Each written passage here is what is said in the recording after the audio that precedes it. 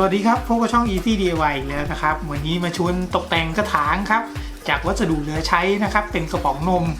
นะเป็นกระป๋องนมนะครับกับเศษไม้เหลือๆนะครับนะมาแต่งให้มันเก๋ๆหน่อยนึงนะครับง่ายๆครับนะใช้แค่ไม้กับกาวร้อนเองนะครับเราไปดูวิธีทำกันเลยครับ